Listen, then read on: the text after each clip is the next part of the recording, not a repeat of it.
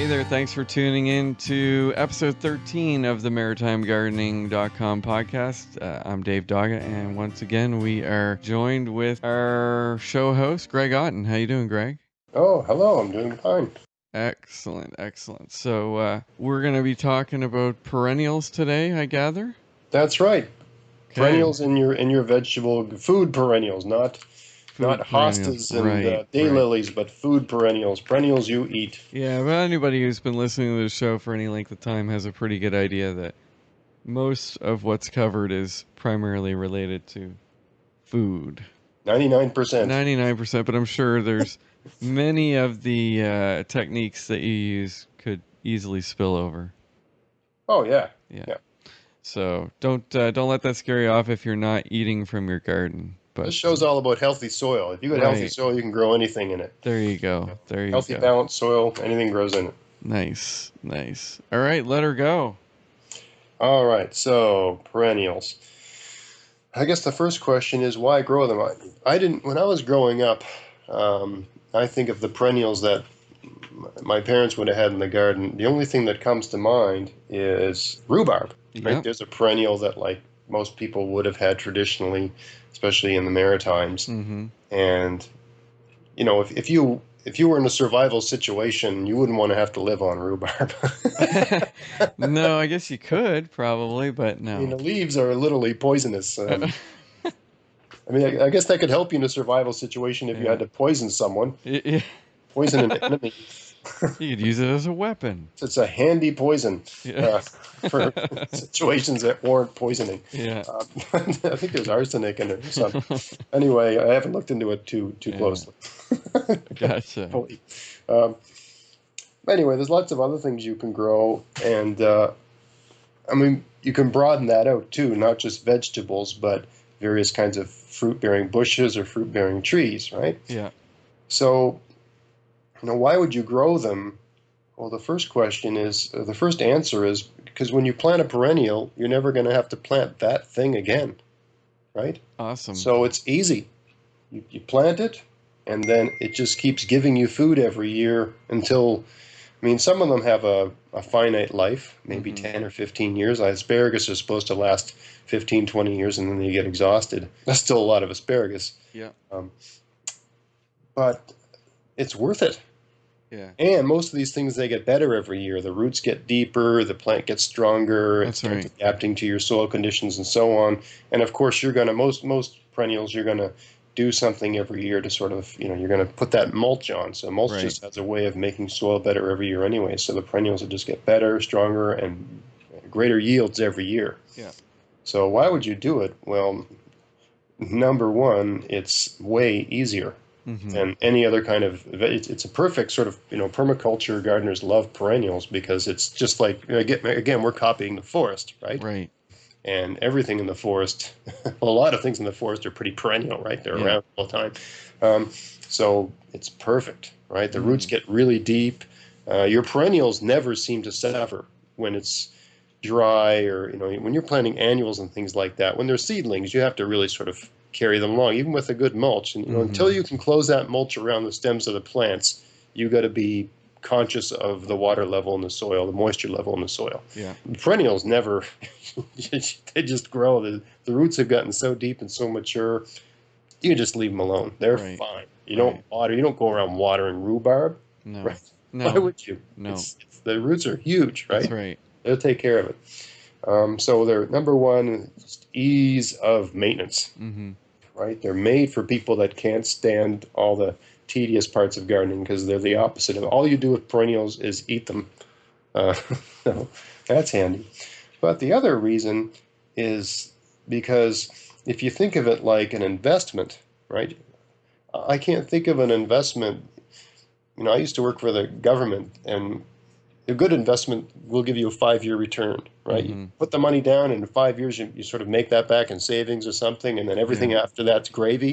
That's a good investment. Yeah. Well, perennials, usually the investment, you make it back in the season, right? Yeah.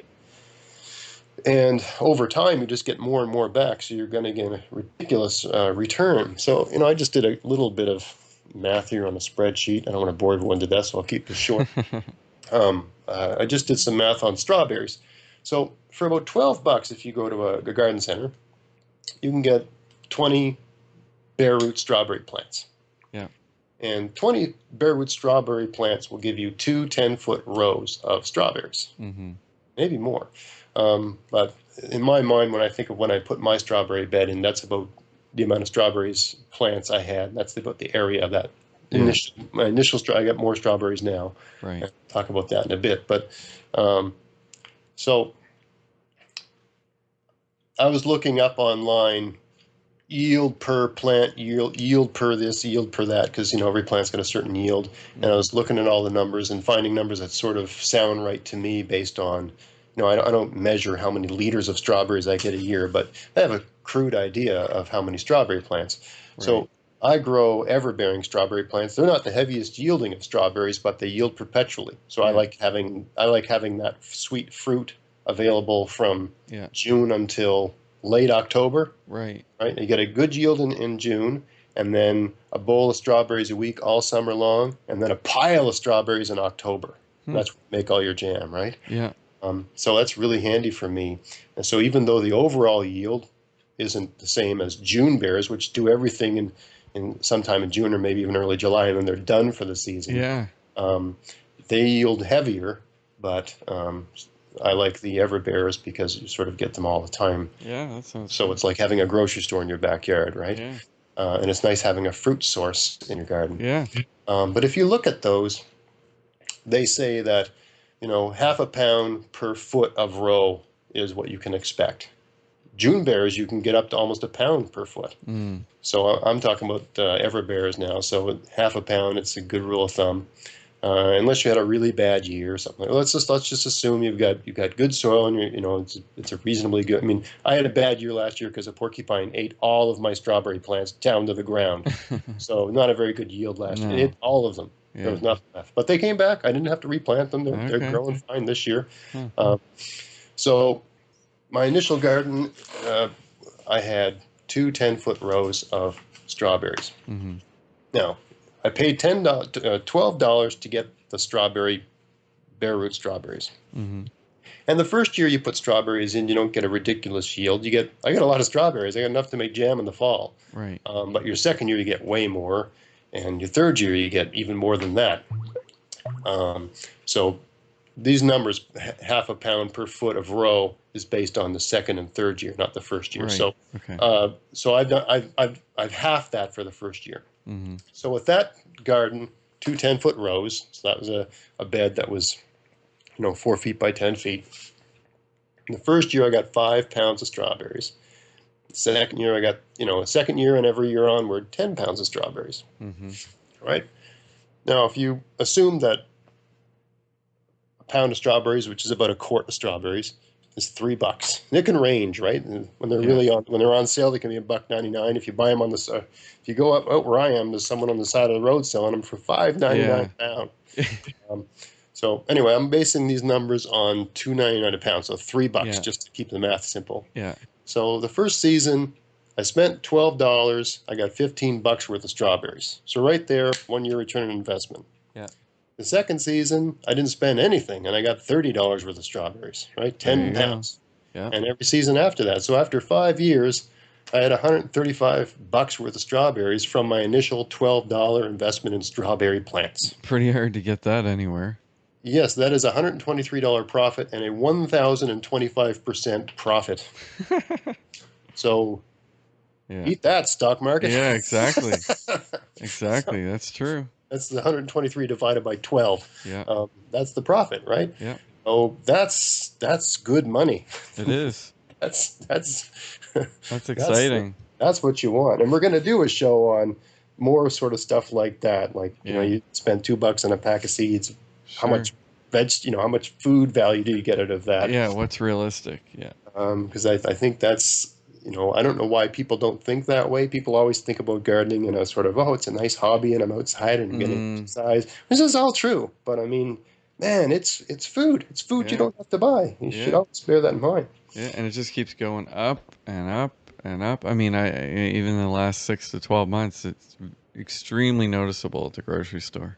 as the price of oil goes up, and I don't want to sound like some sort of alarmist or whatever, but as the price of oil goes up, and it can only go up because there's We're only so running much. out. Everybody wants more. Yeah. And all the places that never needed oil before now want cars and oil. So if oil is what gets the food to your grocery store, then your food's going to cost more. Oh yeah. So you don't need any oil to walk into your backyard other than, a little bit of olive oil. Good one. Good one. Good one. So, Yeah. which you have to import. There's no olive trees in Nova Scotia. Yeah, that's right. But anyway, we got lots of canola, I suppose. So that's why you would want perennials. It's so easy to sort of get going and maintain. You might look at the initial price. Oh, geez, I got to spend that. Because you're looking at the pack of seeds, then you're looking at the $10, $12 thing of strawberries. Right. But just bear in mind that that's going to keep growing for the rest of your life. Yeah. I mean, there's little things. Every 3 years, you got to let your strawberry runners produce new plants. Strawberries have babies. Right. And, but the other thing you can do with strawberries, so you buy those, and this is what I did. You get this initial 12 plants. Every year, your strawberries put these things called runners out, these long sort of stems that don't look like the other stems, and those stems sort of arch out, and then they touch down on the ground, and they try to create a new strawberry plant. So when you're seeing that happen, once that runner starts to put out roots into the soil, you can just pick that up, cut it off from the main plant, and stick it in the ground somewhere else. And next year or the year after that, that'll be a productive strawberry plant. Nice. So your strawberries make other strawberry plants within 1 year, Wow. So and every 3 years you have to do that because the original plant loses vigor. So every 3 years you have to let that new plant take over. But that sounds complicated. There's a really easy way to do that. And I'll talk about that in another show. Yeah. But some people think it's difficult managing strawberries and runners and stuff like that. It isn't. If you just think ahead and use a couple tricks. Nice. Yeah. So that's why you do perennials. It's worth the money. But so what varieties, what sort of perennials, can I grow? And let me just, I forgot to define. I was going to do a bit of defining here because what is a perennial, right? We get 3 kinds of plants. You've got annuals, biennials, and perennials. I'm talking about perennials. Annuals are plants that go through their entire life cycle in a season. Seed germinates, grows into a plant. The plant makes a flower. The flower gets fertilized. The flower makes seeds. The whole plant dies. The seed's the only thing that's left at the end of the season. And if that seed doesn't generate, that's that's the end of that plant's family tree forever. Yeah. So annuals, all that's left after one season is the seed. Biennials, the plant has a 2-year life cycle. It's the first year it grows and gathers energy and gets a huge root. And in the second year, it tends to shoot up some sort of long stem, and that stem will have a flower. And that flower, in the second year, that flower will produce seeds. Okay. And then in year 3, it's the seed that starts the new plant. So, carrots and parsnips are biennial. Kale, Swiss chard, they're biennial. Yeah. Onions and garlic, they're biennial. They take 2 years to sort of do their life cycle. Right now, I've got parsnips in my garden that are about 3 feet high with all these flowers on them. Oh, yeah. Same with my kale. A couple of my kale from last year, I just left them in the garden, and they're like 3 feet high.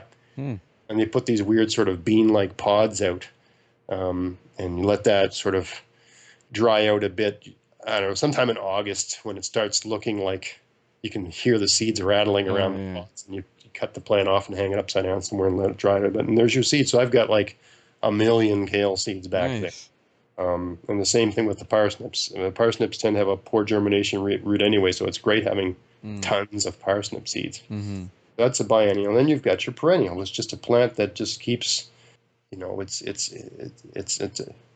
a living thing. Nothing lives forever. I don't know but whatever the life cycle of a perennial plant is, yours is worse.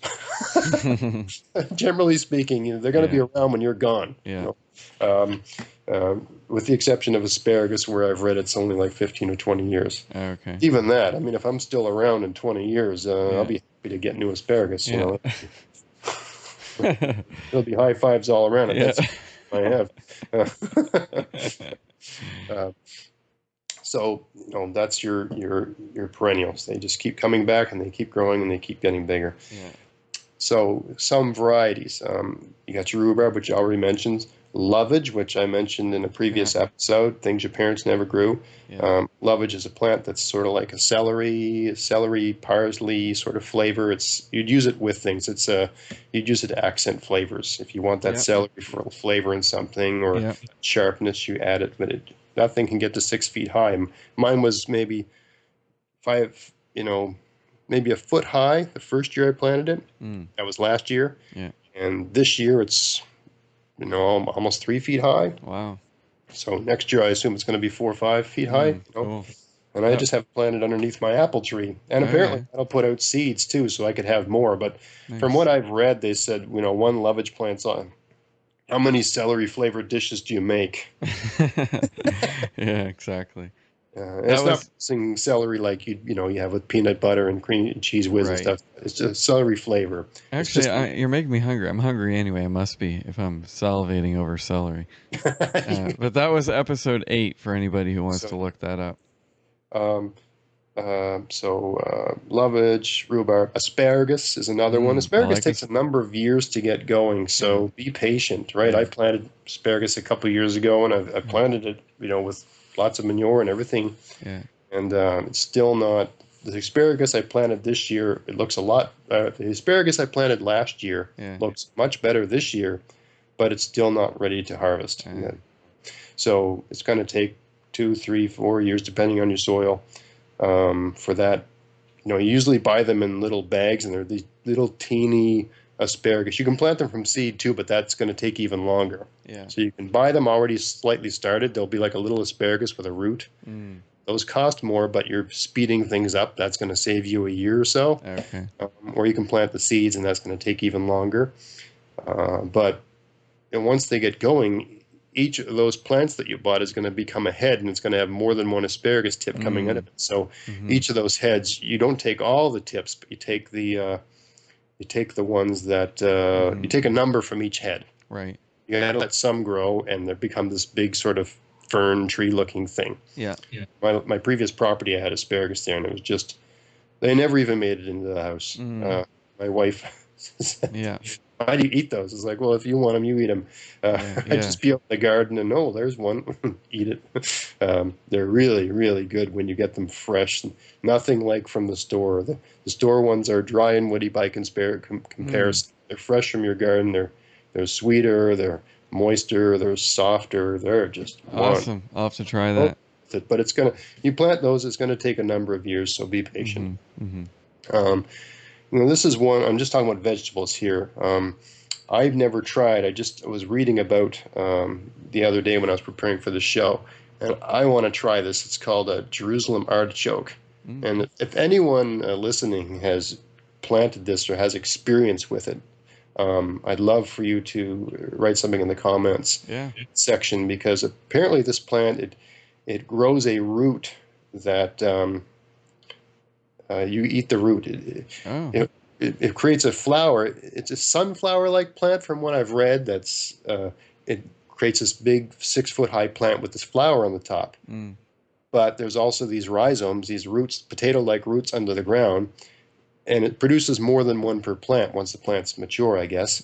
So you can go under there and you can't take all of them because you got to leave some for the next year. But they're indigenous to this area in North America. And I've seen them for sale at Kent, and I didn't know what it was, so I was like, I don't know nothing about that, forget it. Wow. I think they're supposed to be hardy to zone 3 or something, so we're fine there, or zone 4. But I mean, what a great plant to have something that apparently it's potato-like, but it's sweeter. You can eat them raw or cooked. Okay. So it's obviously sweeter than potato. Yeah. You'd put them along the sort of edge of your garden because they get so high. And those flowers that they produce bring in a lot of pollinators like bees and stuff like that. So it sounds like a great thing all around, aside from the fact that you plant them once and they keep coming back. Yeah. They're perpetual, right? It's perpetual food. So, and it's supposed to be a good tasting root, right? I guess the various First Nations people here were harvesting them long before the Europeans came on the scene. So Interesting. yeah, it's definitely if they were using it, it's a great food, you know. Yeah.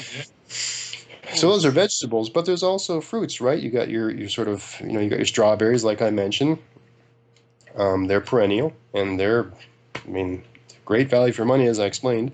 Yeah. You get raspberries, blackberry. It's in a garden. It's good to have all of those things because if you want to have, remember, fruit is like a vitamin C, right? Mm-hmm. Aside from just the fact that it tastes great. Yeah. Uh, but if you have strawberries, raspberries, blackberries, blueberries, there's an order to all those things, right? Mm. So strawberries tend to come in early, and then it switches over. Once the strawberries are just finishing up, your raspberries start becoming edible. Yeah. So you've got that, and then once the raspberries start giving up and they're all gone, you've got your blueberries, and then Mm-hmm. once they start giving up, you've got your blackberries. Yeah. So I mean, you can plant. You know, I've got other things. You know, elderberries and Mm. all these other. They're really sort of jam things. Mm-hmm.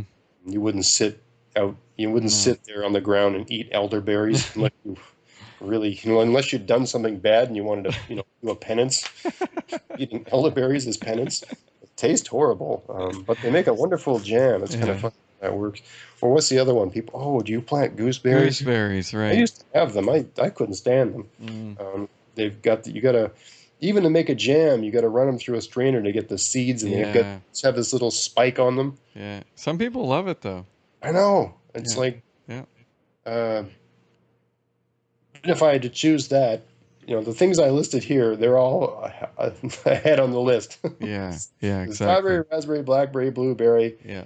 and I'm out of room, which is fine because I don't need the gooseberries. I'm Right. fine with that. I'm sure it makes a wonderful jelly. That's Yeah. all I've ever heard you do with them is make a blueberry jelly or Right. a gooseberry jelly. Gooseberry jelly. Um, but so those are again perennials. They're going to keep coming back. They're going to keep, Mm. you know, that root is just going to keep sending up new plants. So it's worth the money because it's going to Mm. keep giving to you. Return on your investment. And also trees, right? I never thought of this growing up, but Yeah. apple tree, pear tree, plum Yeah. tree, cherry tree. You know, sure you spend $50 for an apple tree, but You you do know it once. once it's happy and once it's producing, you're going to get hundreds and hundreds and hundreds of dollars worth of Yeah. the like beautiful, fresh, moist, tasty, non-irradiated, Yeah. non-pesticided Yeah. Yeah. Yeah. apples. Yeah. And they're going to be fresh right there. And the beauty of an apple tree or any of these sort of trees is you can pick everything as it's ripening, right? Right. Like the apple, Right. when the apple's ready to fall off the tree, generally speaking, that's when it's at its height of flavor. Yeah.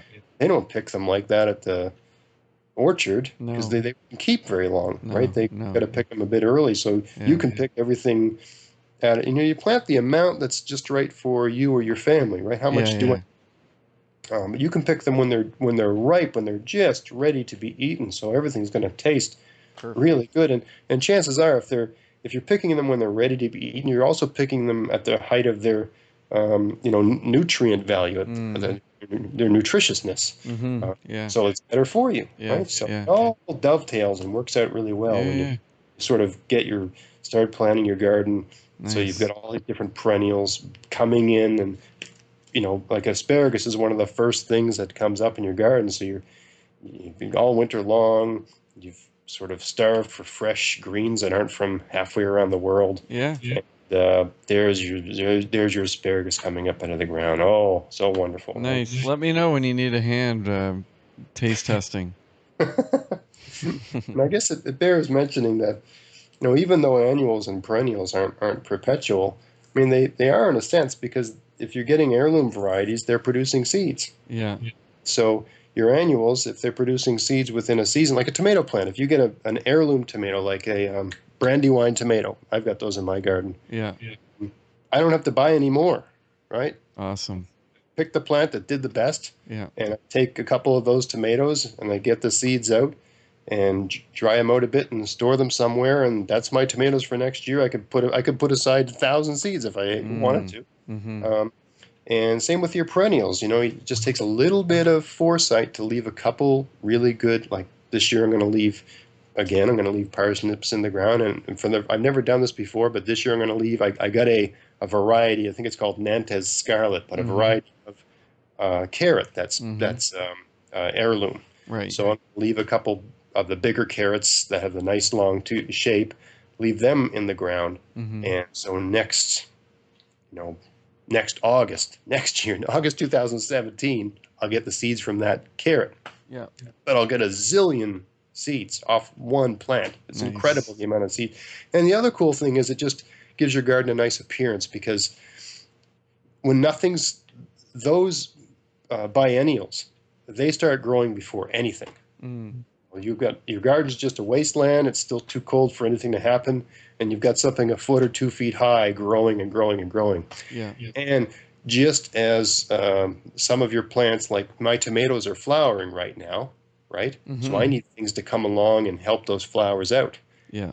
But I've got these huge parsnip flowers and huge kale flowers, and a number of biennials that are left in the ground, and all kinds of flies and bees and stuff are coming in because they see that, right? It's they're right in the middle of the garden. This big yellow, and bees like yellow, these big white and yellow flowers standing out in the middle of nowhere. So everything's coming in to get some of that nectar. Nice. And of course, while they're there, they might, catch the tomatoes out of their corner eye and go to work on that.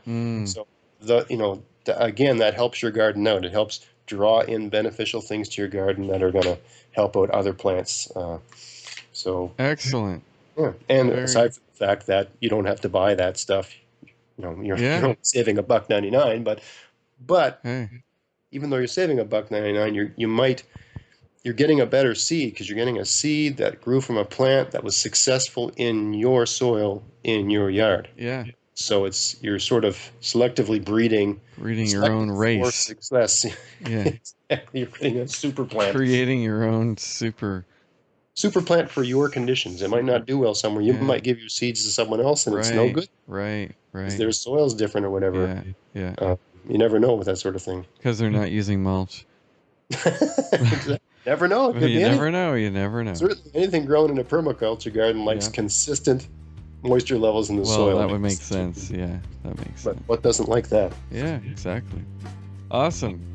That was another good episode. Very informative and exciting, because who doesn't like to save money and eat good food? That's right. Free food for life. Perennials. Awesome.